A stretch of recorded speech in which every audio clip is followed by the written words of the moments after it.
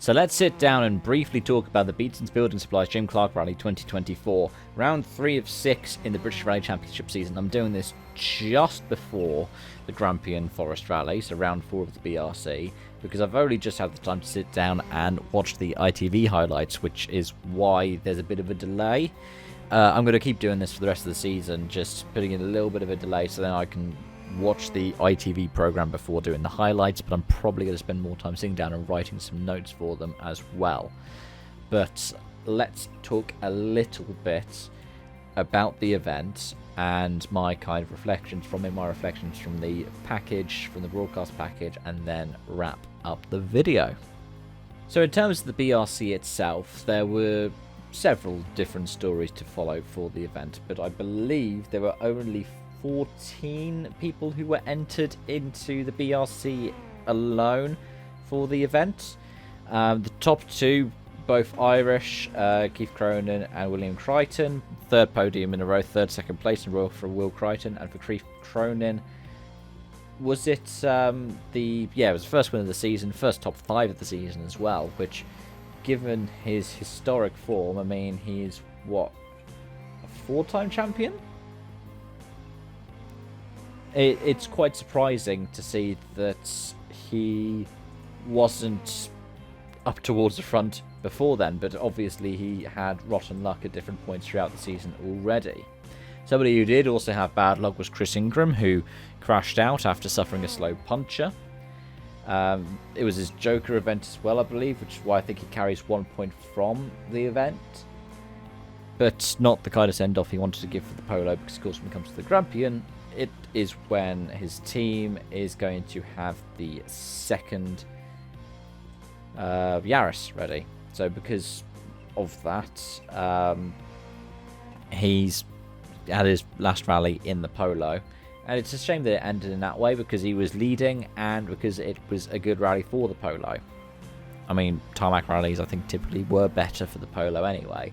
But yeah, it is what it is to that one. Somebody else who had bad luck was Ocean Price, who drowned the car in a waterford. That water splash in Langton. I love that stage, and it's not just because I loved playing Red Bull 1 Rally Championship 2000 as a kid, but that did certainly help. And then Marion Evans had to retire, as well as James Williams, due to mechanical issues. Elliot Payne also had an issue with the Langton water splash. But yeah, outside of that, Gary Pearson getting a podium, Dan Barrett being on the podium is cool to see, and seeing a McRae in 4th for Max McRae. And I believe I saw that Jimmy McRae is going to be in action on the Grampian, which is also awesome to see. And what it means to the championship standing is that now Crichton has a 14-point lead over Chris Ingram at the halfway point of the season. Cronin in 3rd on 36, Gary Pearson is in 4th on 30, then Ocean Price is in 5th on 28. Now, in terms of the package, I still enjoy watching it. I think it's good to have like a 40-minute package, and it's well produced with a good team behind it. And also their live broadcasts that they do, which they stream to their Facebook page for free, are also good to follow. They're mostly just stage and interviews, but they give you information through them as well. But overall, I think I wouldn't necessarily say gripe, but criticism isn't to do with the production, it's to do with the reschedule.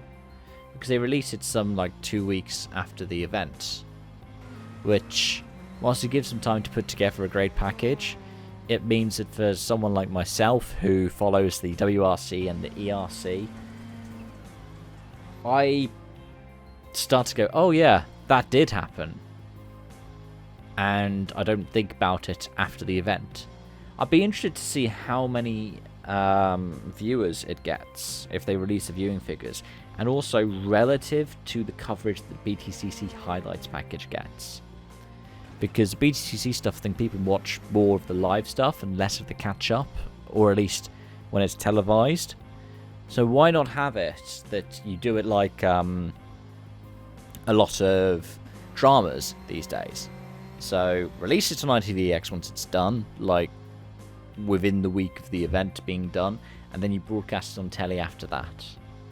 I think that would probably be the best way to do it, and then it gives fans the ability to get it more readily, and so I don't go, oh, yeah, that happened to Chris Ingram. Now I've got to wait a couple of weeks for it to happen, then I can sit down and figure out how it happened, because it just doesn't hit quite the same, at least for me as a rally fan. But let me know your thoughts and reflections in the comment section down below. If you're a fan of the BRC and if you've been watching it, or if you've been following along loosely, or if you are a WRC or ERC fan and you're looking at following the BRC, what do you think the barrier is that stops you from being able to follow it? Thank you so much for watching as always, and I hope to see you again soon. Bye for now.